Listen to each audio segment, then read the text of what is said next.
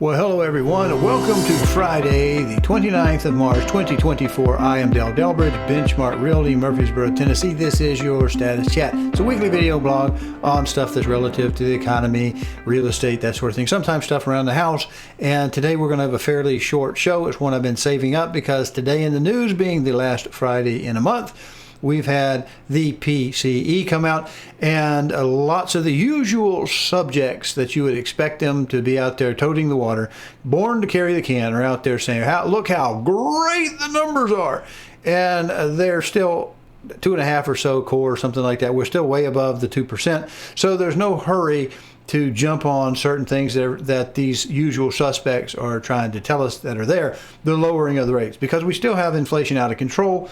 It's still too high. I think consumer spending went up 0.8 of a point, so that's not good. People are still spending, which is going to kind of get Mr. Fed there to want to hold those interest rates higher for longer, just like they were suggesting that they were going to do some time back.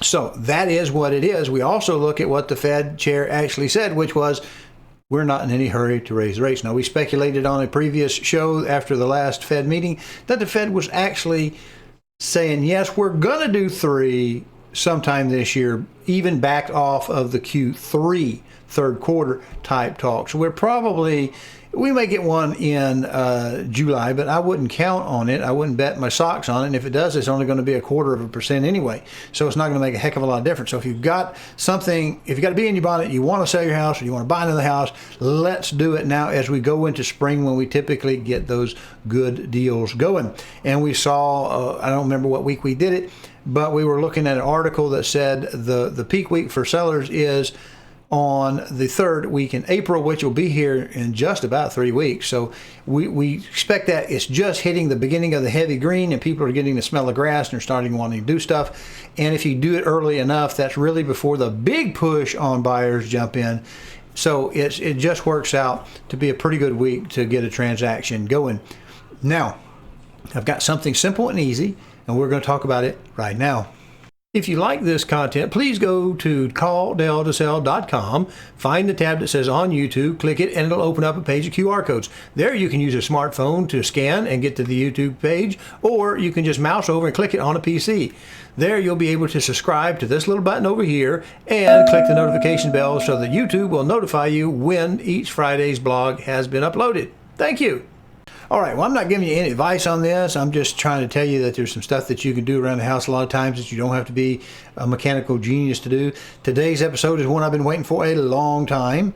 I just hadn't gotten around to doing it, just like I hadn't gotten around to replace this particular thing. Now, we've talked in the past about just how important it is. Everybody's got a real good idea about that. We don't like marks in the wall. We don't like a lot of clutter. We don't like furniture that's too big for the room. We don't like, to be quite honest, we don't really like to have furniture that's too teeny tiny small because it makes a room look cold and barren. So we've got some optics that we're very in tune with in our mind.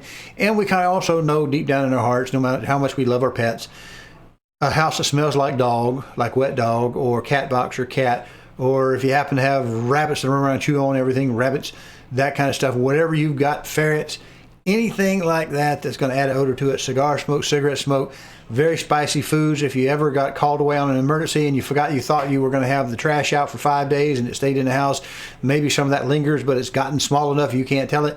It's very important to clean your house and have a house smell. But we haven't talked about this, things that sound funny. Now, we know if we smell something musky, whether it's in the air conditioner or it's in the floor, that throws a red flag. But sometimes when we look at things, if we hear something that doesn't sound quite right, like extra pops or creaks or whatever, well, let's talk about a garage door. Now, my garage door went probably a couple of years longer than it needed to before I fixed the rollers. It rolled fine, but then one day, all of a sudden, it started popping like something was going to bend, fold, or come off the rails. So I said, well, I guess I better fix it. It's not an expensive fix. It's about 30 minutes. At least it was for me. Get on Amazon, order you some rollers, measure the diameter. Here's one of the old ones. Measure the diameter of the wheel in case they come in different sizes. You can pick whatever designer color you want. I put blue in there because it's gorgeous. Okay, thought about doing red because it's kind of benchmark red, but I went with blue. And you can get white or black or whatever. It doesn't really matter. I would suggest you change colors each time you change the wheels, just because as you take them off and put them on, you don't get confused over which one you had. as you can do when you're just doing something fairly mindless like replace this one. We'll put up a picture right now, and you see this picture. The way I did it, since I have a multi-panel door, I just took the screws out, pulled the bracket off, and replaced one roller at a time. That's all it was. And put them up. And then when I got down to the bottom four, I'm lazy and I didn't want to bend over. I don't do so good at bending over anymore. So what I did there was simply raise the garage door up till they were about eye level and replace the bottom two. My thoughts was, well, I'm not taking any weight. I'm not messing with the springs that I could pop, and I'm not messing with a cable. I did inspect my roll-up cable when it was in a down position to make sure that it was still, that stainless steel cable was in good shape. And of course, in mine, I had a fairly quick build from a contractor, and I did some adjusting on some springs and some other stuff and some line-up stuff. A little bit of it, but you don't have to do that. If your rollers are making noises and it's making your garage door sound really loud, just do that. Now, how do you know when your garage door needs new rollers? Well, you can always take one of them off, as I did here. And I took one of them off, and here's my little thing. If I keep the sunlight out of my eyes, I don't know why it keeps showing up here all of a sudden. But here I have a roller. Now watch. Do you see how much this wiggles in that joint? Or I can do it this way with the wheel. It was pretty well worn out at that stage. So it's just a point. There we are with sunshine in my eyes. I love the sunshine more so than the rain. But it's just do one at a time. You don't have to be a genius. You don't have to be, a gym bro to do it.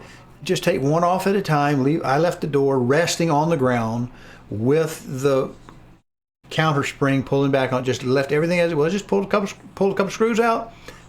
Changed the roller, put them back. Easy peasy, lemon squeezy. And it made the door sound a lot better than it did before I changed the rollers out. So it's just a little simple thing you can do. Maybe yours is making a little bit of grunty noises. I would always make sure that we're about the same distance at the back of the track as we are at the front of the track, so that we're not trying to slide the shaft in that little bracket where they go. Easy. Put a little bit of grease on mine before I put my shafts up in there, the new ones, so that it turned good in the old brackets. And that's it. I don't think you have to call a garage guy to do something simple like that.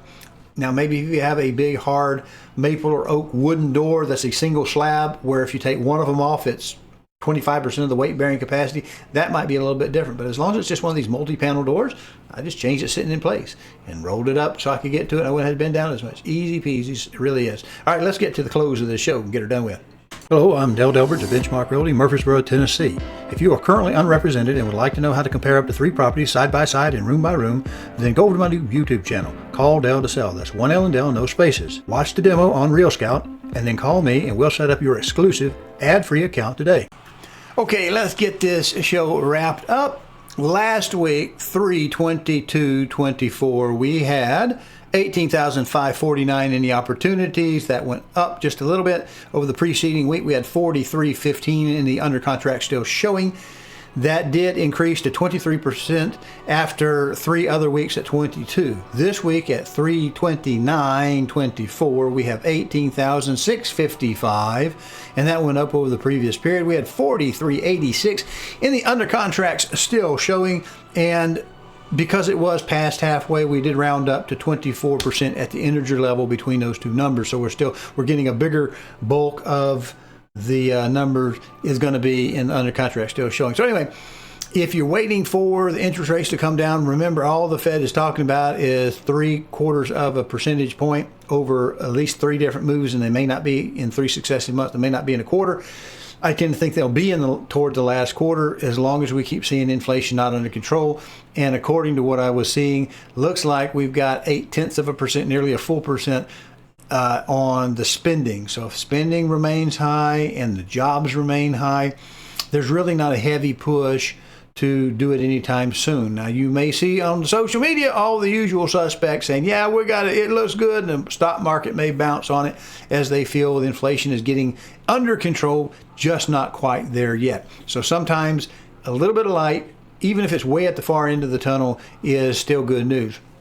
So Fed did come out with this comment today after we had the Fed meeting today, and he said, well, we're looking to cut the rates, definitely going to cut the rates, but we're not in any hurry to cut the rates. Remember, we need to go through probably at least Q2 because they've cut out the first quarter. So now we need to see without that program, so find out if the banks are in fact going to go to the discount window as the Fed wants them to do. I figure that'll take at least all the way till mid-year, and at that point in time they're going to want to see how things are going without that program that they put in to play last year, that low interest loans alternative to going to the discount window. So we shall see, but I don't expect a whole lot to happen on rates real quick, and I really don't expect housing rates to fall too much because, again, they're built with stuff, they're filled with stuff. When the cost of stuff is being hit by inflation, there's really not something that's going to really bring those prices down. Even if we slow up a little bit more, it's not really going to drop the value of the house till we see something heavily drastic going on, like job losses, like a major recession. So recession-like, you might even call it recession-light, but we're still going along, although our spending is tightening up and a lot of us are feeling that inflation. All right, well, that bell means it's time to get off the show. Appreciate you watching.